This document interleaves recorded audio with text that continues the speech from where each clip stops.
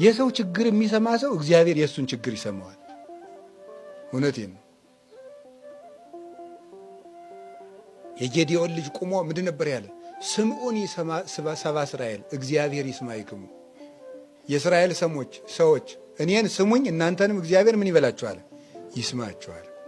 ሰውን ስንሰማ እግዚአብሔር ይሰማል። ሰውን ዝም ብላችሁ ሳትፈርዱ፣ ወጉን ሳትተነትኑ፣ መልስ ሳታዘጋጁ ዝም ብላችሁ ጭንቀቱን ስሙት።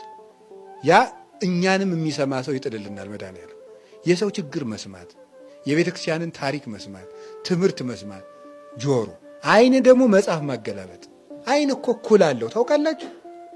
የአይን ኩሉ የእግዚአብሔር ቃል ነው የሚኳለው።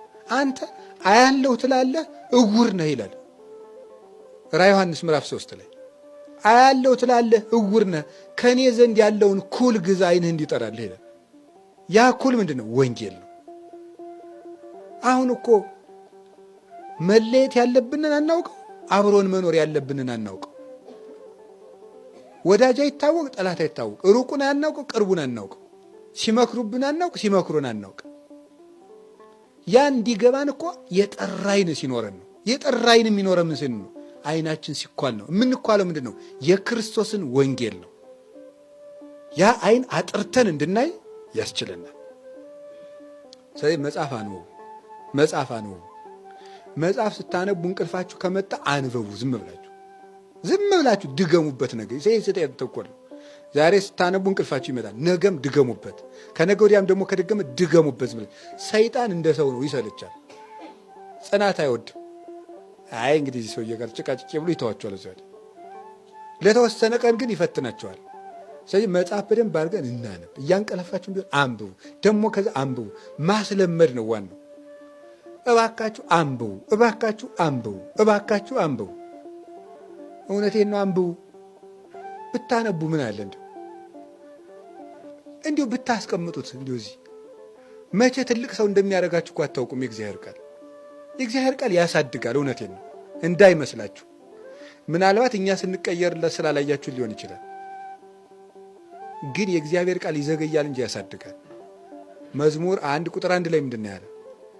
ቁጥር 3 ላይ ሕጉን በሌሊትና በቀን የሚያነብ ሰው ምን ይሆናል ነው ያለው? ከውሃ ዳር እንደተተከለች ምን ይሆናል? ዛፍ ይሆናል ነው። ባጭሩ ማደግ የሚቻለው በማን ነው? በእግዚአብሔር ቃልና በእግዚአብሔር ቃል ነው። የሚያነብ ሰው ልቡ ያድጋል፣ አይምሮ ያድጋል፣ ኑሮ ያድጋል፣ አይምሮ ያድጋል፣ በስጋ በነፍስም ያሳድገናል። እግዚአብሔር ቃል እንደዚህ ነው።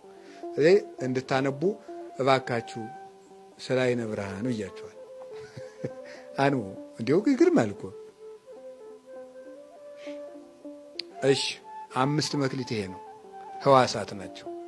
እጅ ነው እጅ። አሁን ማታ ጠይቁ እንግዲህ በ5 ሕዋሳቶች ማታ ምን አተረፍኩ ብላችሁ መጠይቃላችሁ።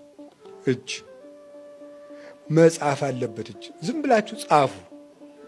ፊደል ካላወቃችሁም ፊደል ጻፉ፣ ተማሩበት፣ ጻፉ። ዝም ብላችሁ ደግሞ ካቃታችሁ ፊደል ካወቃችሁ ደግሞ የራሳችሁን ታሪክም ጻፉት።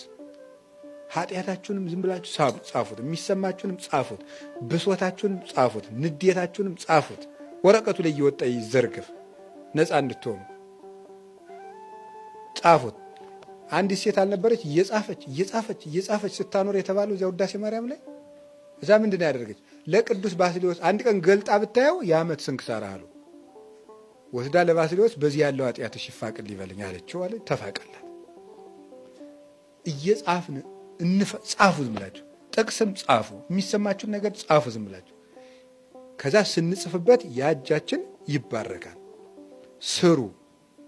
ክፉ ነገር ግን አትደዝድዙበት። ክፉ ነገር አትጻፉበት። ቴክስትም ቢሆን እውነቴን ነው፣ መክሊት ነዋ። ይኸውልህ አይነቱ ከከሰረ ትርፉ ይመጣል አይመጣም? እጅ እኮ አይነቱ ወረት ነው። መክሊት ማለት እኮ ማትረፊያው ቋሚ ገንዘቡ ማለት ነው። እጅ ቋሚ ንብረት ነው። አይን ቋሚ ንብረት ነው። ጆሮ ቋሚ ንብረት ነው። ንብረታችን ነው ክርስቶስ የሰጠን። ይሄ መክሰር የለበትም። ይሄ ወረት ነው የተሰጠን ማትረፊያችን። ምን ቴክስት ክፉ ቴክስት አጻፍ። ምን ይላል ኢሳይያስ? አሌሎም ለለ ይጽሕፉ መጽሐፈ እኩየ ክፉ መጽሐፍ ለሚጽፉ ሰዎች ወዮላቸው።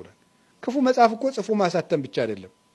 ክፉ ቴክስት መጽሐፍ፣ ሰውን ርር የሚያደርግ ቴክስት መጽሐፍ፣ አትሞላጫ አሌባ ምናምን ሰው ትመስላለህ እያሉ መቼም አያገኘኝ እያላችሁ በቴክስት ስትረመርሙ እየዋላችሁ የሰው ልብ፣ ይሄ ነውር ነው። እጃችሁን ከርክሙ፣ እጃችሁን ከዚያ ታተርፉበታለን። ጻፉ፣ ስሩ፣ ቆረጡ። ስራ ከሌላችሁ ከሚሰራ ሰው ቢሆን እዳችሁ ተጨምራችሁ ስሩ። ቢያ ነው መድኃኒቱ። ይህን ስናደርግ እጃችን ያተርፋል።